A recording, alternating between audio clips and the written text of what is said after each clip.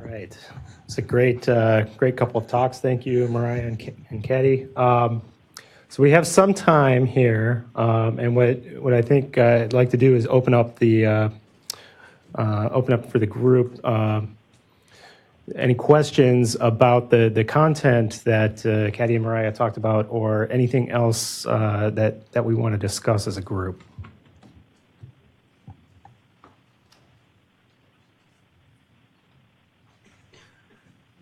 And I'll start.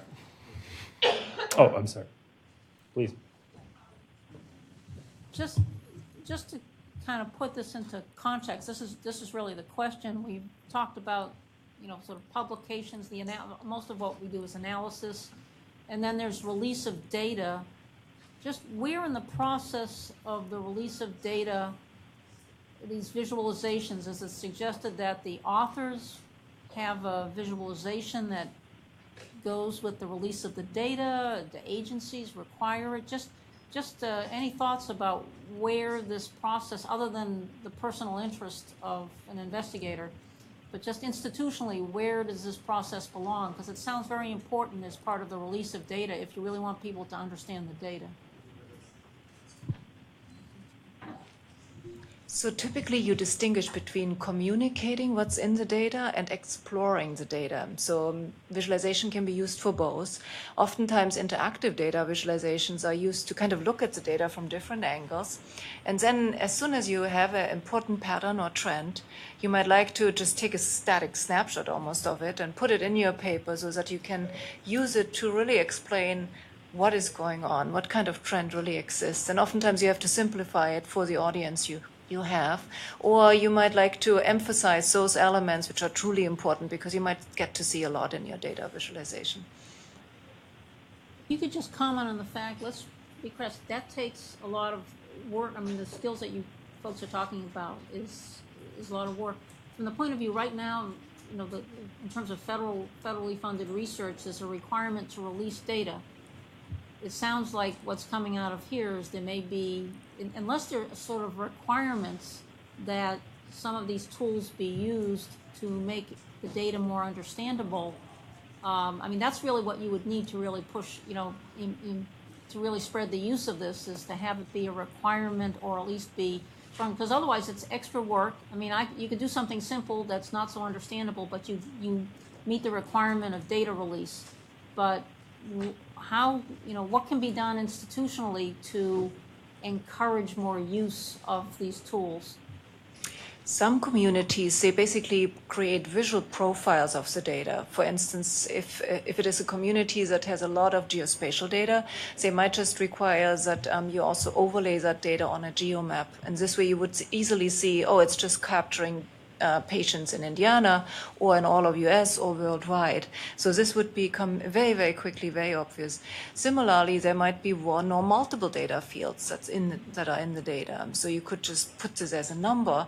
But if you have more information, if it's qualitative or quantitative data, then you could add this potentially as a visual marker. So I think there could be visual ways to profile data, but this is not the normal use of data visualization by any means. Typically, data visualizations are used if you have one data set and you really have a question that you are trying to answer. And you're using that data set and potentially 5 other ones to then answer that question.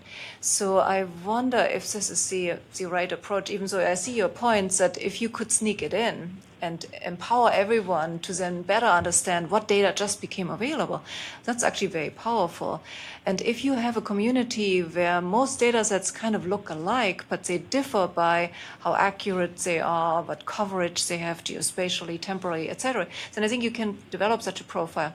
But if you, for instance, go to animal behaviorists, every single data set they have looks quite kind of different from what I have seen so far. And is collected in a different way by different people with different understandings and interests and needs and abilities. And so that would be harder there.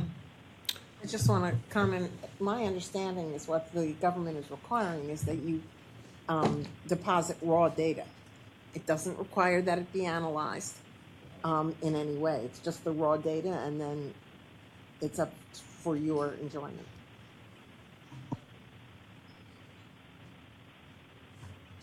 Thank you. I really enjoyed that last session. I just have a sort of a question. I'm thinking more about sort of risk communication and having, maybe web-based kind of New York Times infographic kind of information where you can convey hazard and sort of sources of exposure and steps a consumer can take to mitigate it. So, let's say, do you have a sense of, again, sort of like New York Times quality? Like how do organizations do that? How long does it take to sort of say, here's the story that I need to convey, here's all the pieces, and go, build it? How long does that take, and what does that look like? Do these entities have like deliberate staff who do nothing but that? Do they sort of work with folks like you? How does that work? Yeah, so if you take something like the New York Times, for example, they're definitely one of the preeminent organizations that do these amazing explanatory visualizations for the public. They have a whole team. And in fact, included in that team for a while was the person that developed the programming language for visualizations on the web. And so it's not even, first of all, you need to have people that have the kinds of skills that Katie and I were talking about. But additionally, there's also the software that it sits on top of. So, how are you, if you're going to, for example, have something on the web, you need someone who's going to be able to program and work and all that. And so, I think there's some interesting conversations actually I've been hearing in the Viz community about the set of things that we're requiring even of like our graduate students. The whole, from this design process to quantitative and qualitative methods for evaluating to software engineering skills to be able to work with to build big systems to all sorts of data science and skills to be able to just analyze large data sets. So there's like this huge set of things that's starting to become kind of overwhelming. And so, there's also this push in the community to think about tools to make these things easier. Katie was talking about some of this. And there's a tool called Tableau. I don't know how many people have played with Tableau. That's definitely one of the de facto things that, one of the premier tools that people have in the community. And they're doing a lot with being able to publish your Tableau dashboards online and stuff like that. But, for me personally, I think what gets lost in a lot of this is we think that it requires someone who can program and that maybe has a good aesthetic to be able to choose a nice color palette. But I think what gets lost a lot is just the sense making. How do you know what you're trying to communicate? What parts of your data is the story coming from? And that's part of this process, or having a good data science background. So I guess I'm saying it's non-trivial. How many of you have used Tableau? So that's good, because Tableau, if you can afford it as an institution, it actually lets you very quickly design visualizations, and you can deploy them on a kind of industry production server. So I think that's a good choice. And then there's GIS, which some of you might also use. How many of you are using GIS software? So that's maybe 5. So Tableau actually has a better penetration in this community. And both of them are production strength tools that you can really use to deliver services 24/7 that don't go down. But of course, they come with their own limitations. Both of them wouldn't support network analysis and visualization. So that's where Gephi or Cytoscape or other tools come in, and they are research projects. So they don't come with 24/7 service call lines. But ultimately, for instance, for National Academy reports, it would be wonderful to have support not only in terms of geomapping, but also in terms of network analysis and visualization, in terms of temporal and topical, semantic, linguistic analysis of text. Because more and more communities need this kind of data analysis and visualization, and they, of course, also want to feature some of the most insightful visualizations in their reports. And I will just quickly say one really great resource that people might want to check out from the practitioner perspective is a conference called OpenVizConf.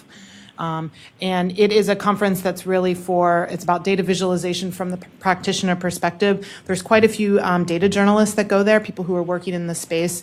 And I think it's like this is going to be the fifth or sixth year, and all of the presentations are videotaped, so you can go back and see. And that gives you a bit of a flavor for people who are working in this space. What's the technology? What are the questions that they're asking, and things like that. I'll add to that a little bit. One thing I've noticed just in the last couple of years is every time I submit a paper, there's a new widget that you can use to operationalize your data somehow. And a lot of times it's pretty stripped down. Maybe you can just, it's a scatter plot where you can rescale the axes or something like that, zoom in, zoom out. But I think it's a step in that direction. And I think the publishers are recognizing that having tools like that lets their readership get more engaged with the data. And I think that's in everybody's interest in the end. It's and honestly, it's not much more work. It's uploading a Excel file, and then it does all the rest for you.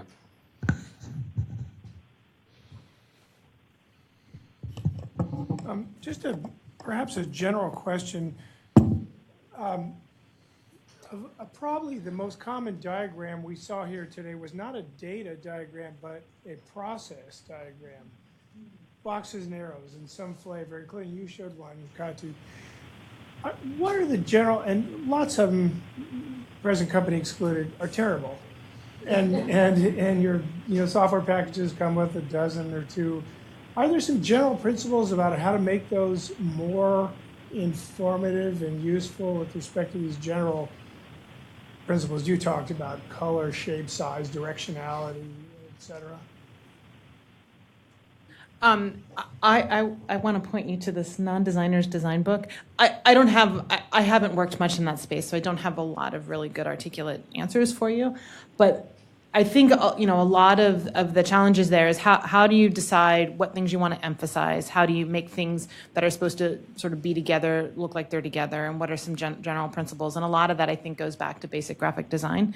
And that book actually does a really, really awesome job of helping to give some skills for how to highlight the messages that you mean and suppress the things that are secondary and stuff like that. So it's not a direct answer to your question, but I can't recommend that book enough.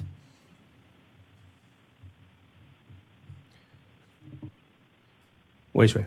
I have a question. It's a little bit related to Patrick, your comment in terms of different audiences for visualization.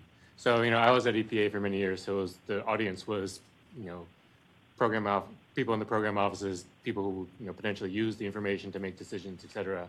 Now I'm in academia, where frankly the audience is reviewers of journals who have maybe an hour to devote, maybe 30 minutes to devote to review a paper, and they're not really interested necessarily in the deep dive into how this is going to affect decision making, et cetera. So has there been much work in terms of because a lot of writing academic papers is more marketing to the reviewers rather than actually informing decisions, which is what we're supposed to be talking about here. But so do you have any thoughts in terms of bridging that gap, or just in terms of those different audiences, how do you address that?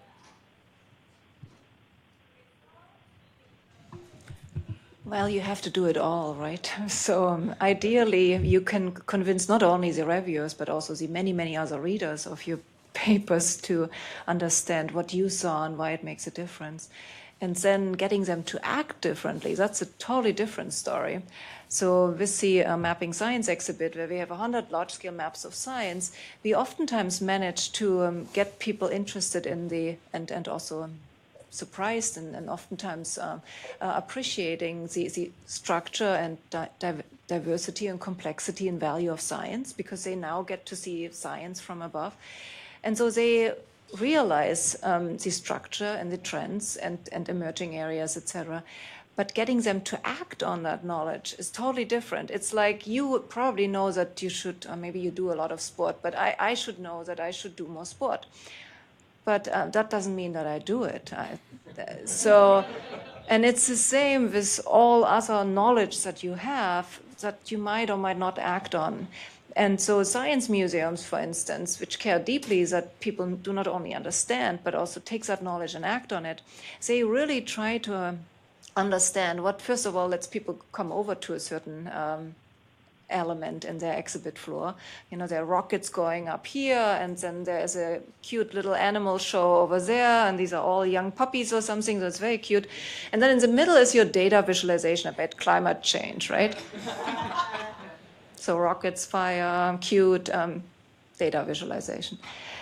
So first you have to bring them over. And again, if pie charts do the trick, use pie charts.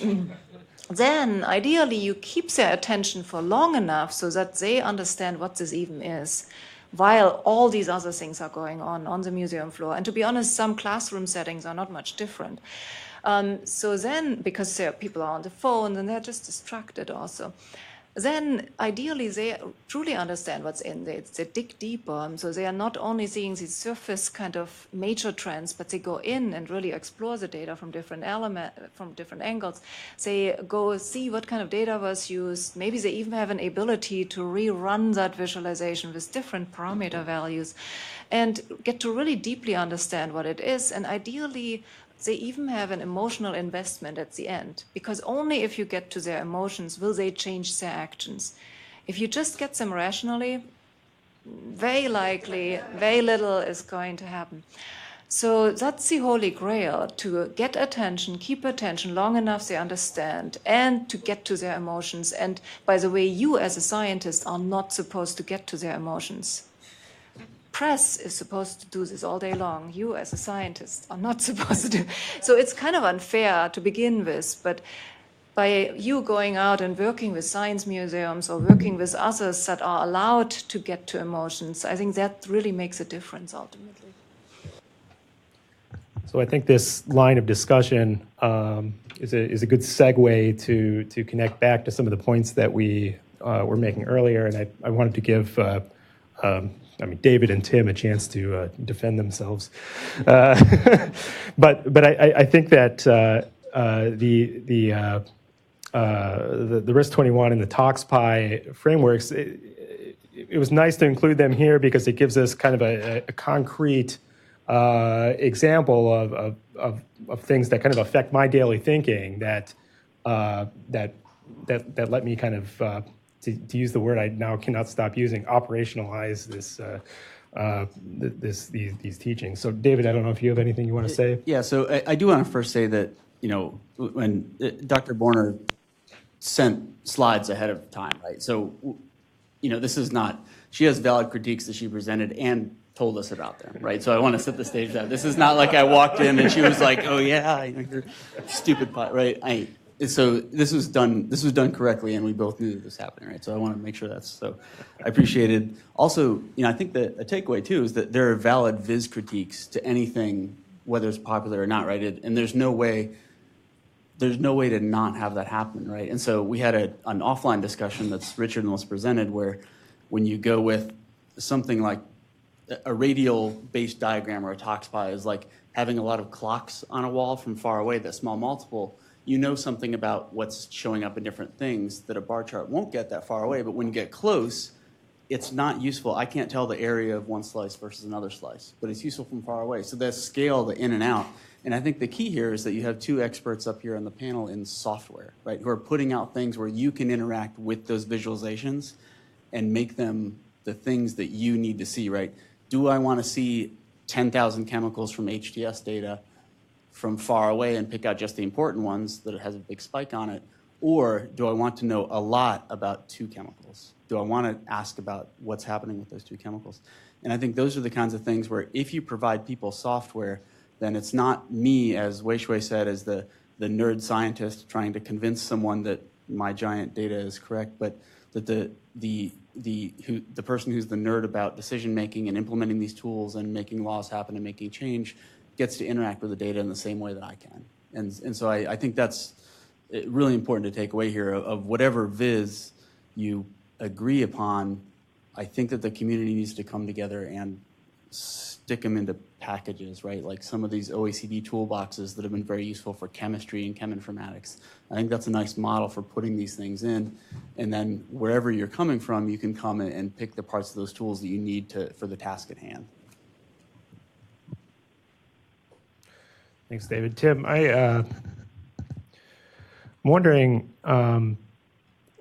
Katie had a couple comments on the RISC-21 framework. The one thing that it highlighted for me is she was asking some questions that I'm not sure I know the answer to, me being, someone who's supposed to know about this stuff.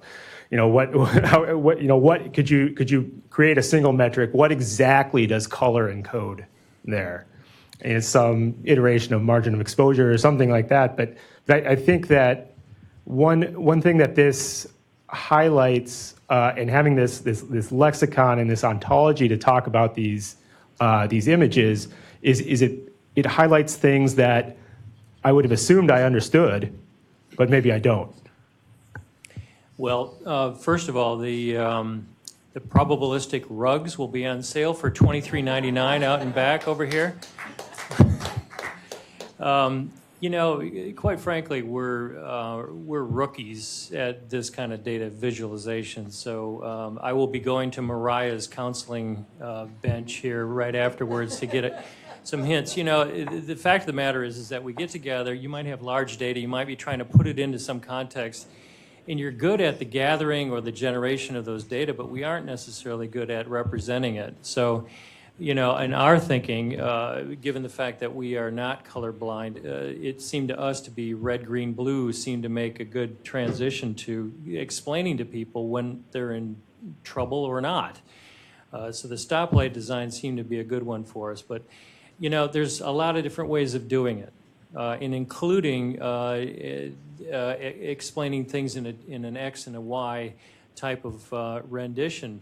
I know that Rusty Thomas and John Wambaugh and others from NCCT are expressing the data for exposure and toxicity in two distributional frameworks, one above the other in distributions. I don't think most people will understand that other than scientists. So we came up with one that we think works. It's been popular with some people, but I tell you, it undoubtedly can go through more iterations of improvement. So I'm signing up for your free counseling sessions, Mariah. I don't think she said free. Wow. I said free. Maybe if there's a beer involved. Okay.